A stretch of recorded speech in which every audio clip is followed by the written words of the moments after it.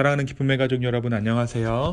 오늘은 다 같이 창세기 35장 16절에서 29절의 말씀을 함께 묵상하도록 하겠습니다. 제가 여러분을 위해서 창세기 35장 16절에서 29절의 말씀을 읽어드리도록 하겠습니다. 그들이 베델에서 길을 떠나 에브라스에 이르기까지 얼마간 거리를 둔 곳에서 라헬이 해산하게 되어 심히 고생하여 그가 난산할 즈음에 산파가 그에게 이르되 두려워하지 말라. 지금 너가 또 등남하느니라 하매 그가 죽게 되어 그의 혼이 떠나려 할 때에 아들의 이름을 베논이라 불렀으나 그의 아버지는 그를 베냐민이라 불렀더라. 라헬이 죽음에 에브랏 곧 베들레헴 길에 장사되었고 야곱이 라헬의 묘비를 세웠더니 지금까지 라헬의 묘비라 일컫더라.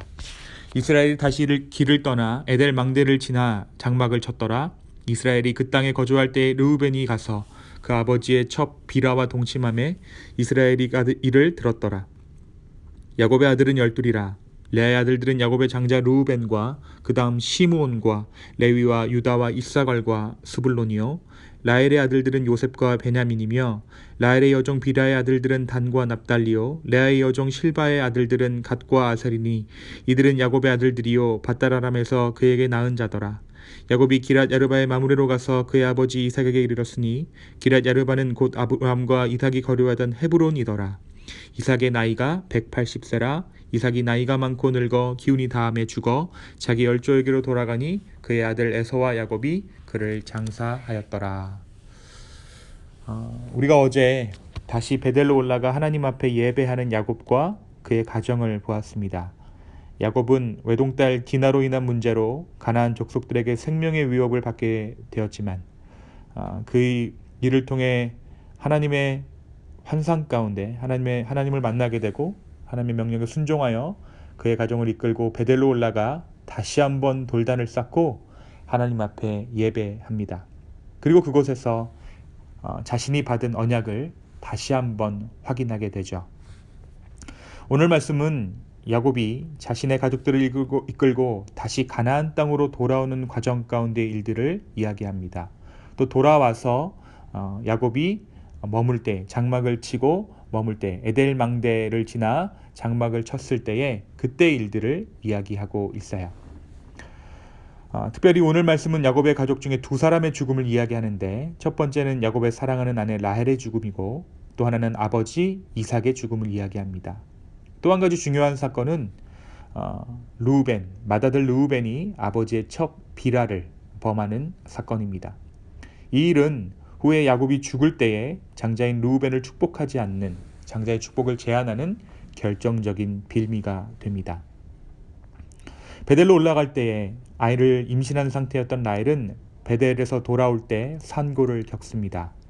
결국 이 과정에서 라헬은 죽게 되고 야곱은 태어난 아들을 베냐민이라고 이름합니다. 사실 라헬이 죽어가는 중에 지어준 이름은 베논이 슬픔의 아들이라는 뜻이었지만 야곱은 이 막내 아들을 오른손의 아들, 다시 말해 축복의 아들로 바꾸어 부릅니다. 라헬의 죽음은 여러모로 안타까운 죽음이 아닐 수 없어요. 베델로 올라가기 전에 이미 그녀는 유모를 잃게 되는 슬픔을 겪었음을 우리가 어제 드보라라는 그 유모의 죽음을 우리가 함께 나누었죠. 사실 라헬은 요셉을 낳은 후 또 한 명의 아들을 간절히 바랬습니다. 하지만 그토록 바라던 또 하나의 아들을 낳다가 그만 자신이 목숨을 잃습니다. 게다가 라헬은 야곱이 가장 사랑했던 아내였음에도 불구하고 그녀는 여행 중에 객지에서 하나님 품으로 갑니다. 야곱은 그녀를 죽은 곳 근처에 묻어주고 다시 막벨라 굴로 옮겨오지 않습니다.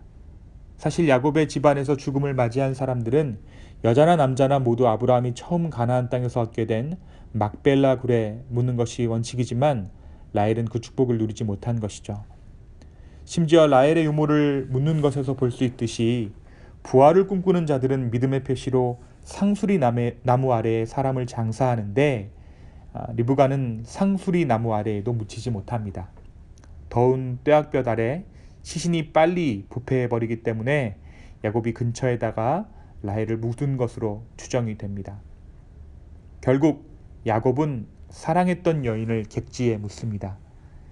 야곱에게 가장 큰 정신적 지원자였던 라헬, 아버지 라반으로부터 우상 드라빔을 숨겨오며 축복을 쟁취하려 했으며 루벤에게 합한 채를 사 아들을 낳아보려 했던 라울의 최후를 성경은 이렇게 기록합니다. 그녀가 원하는 것은 손에 넣었지만 죽음만은 원하는 대로 가질 수 없는 인간의 한계를 여실히 보여주는 것이 바로 이 라헬의 죽음이에요. 또 한 가지 중요한 사건이 오늘 기록되어 있습니다. 바로 르우벤이 아버지의 첩 비라를 범하는 사건입니다. 사실 이것은 성욕의 눈이 어두워 범한 일이라기보다 정치적인 행동이었습니다. 라헬이 죽고 난 후에 라헬의 종이었던 비라가 아버지의 총애를 얻게 될 라헬의 자리를 꿰찰까봐 그녀와 관계를 맺어 그녀를 자기의 소유로 삼아버린 것입니다. 이 일을 들은 야곱은 처음에는 아무런 반응도 하지 않지만 후에 이 일을 빌미로 장자에게 내릴 축복을 제안합니다. 사랑하는 여러분, 오늘 말씀이 여러분에게 던지고 있는 이 말씀의 의미가 무엇이 있을까요? 먼저 이 모든 일의 시작이 베델로 가서 예배한 후에 돌아오는 여정 가운데 일어났던 일이었음을 우리가 기억해야 합니다. 다시 얻은 이름, 이스라엘 승리의 이름을 얻은 후 겪게 된 첫 번째 승리의 모습이 이와 같았다라는 것이에요. 가장 사랑하는 아내가 죽고 아들이 자신의 첩을 범하고 얼마 안 가 아버지 이삭도 멸족에게로 돌아갑니다. 과연 이것을 축복이다 라고 말할 수 없을 만큼 잔혹한 이야기들로 야곱의 삶이 채워집니다. 하지만 이 모든 일이 성경에 기록되어 있다는 것은 이 모든 일들을 하나님께서 주관하셨다라는 것을 우리에게 역설적으로 알게 합니다. 그것이 축복, 이스라엘의 또 다른 의미인 것이죠. 지금 우리의 상황이 축복과는 전혀 관계없는 삶의 모양이라고 할지라도 죄에 가려져 있고 인간됨으로 인해 뿌옇게 바래져 버려 하나님의 축복이라 말할 수 없는 상황이라고 해도 신실하신 주님이 우리의 삶을 주관하고 계심을 우리가 믿는 저와 여러분 되기를 소망합니다. 낭중지추라는 말이 있죠. 날카로운 송곳은 호주머니에 넣어놔도 뚫고 나간다. 저와 여러분이 가지고 있는 하나님의 축복의 모습이 바로 이와 같습니다. 모든 상황을 뚫고 하나님의 축복과 은혜가 우리의 삶을 주관하고 있는 것이죠. 야곱은 결국 이 모든 일들을 통과하여 이스라엘이 됩니다. 이름을 얻은 것은 한참 전의 일이지만 그가 이스라엘답게 살게 된 것은 이 모든 일들을 뚫고 지나간 후에 가능하게 됩니다. 저와 여러분이 믿는 자, 하나님의 자녀 되었지만 그 명목상 호적상 이름을 넘어 하나님의 자녀로 역할하며 살아내기 위해 삶의 고난들은 반드시 뚫어내야 하는 지점인 것을 명심하시기 바랍니다. 우리가 그 과정들을 겪으며 때로 화가 나기도 하고 소리를 지르고 싶고 울고 싶기도 합니다. 억지로 그것들을 참아낼 필요는 없지만 우리가 표현하고 있는 모든 감정의 대상이 우리 하나님임을 잊지 않아야 할 것입니다. 우리가 분노를 바란다면 하나님께서는 그 일을 이렇게 기록하실 것입니다. 이 일을 두고 누가 분을 발하였더라. 만약 참아낸다면 이렇게 기록하실 것입니다. 이 고난을 두고 의연히 견뎌내며 그가 하나님을 예배하였더라. 사랑하는 여러분, 우리는 오늘 무엇을 선택하고 있습니까? 우리의 삶은 오늘 하나님의 말씀 앞에 어떻게 기록되어져 가고 있을까요? 우리의 선택이 하나님 앞에 기록되고 있음을 명심하며 주님 앞에서 하루를 사는 저와 여러분의 오늘 하루 되기를 간절히 소망합니다. 제가 기도하겠습니다.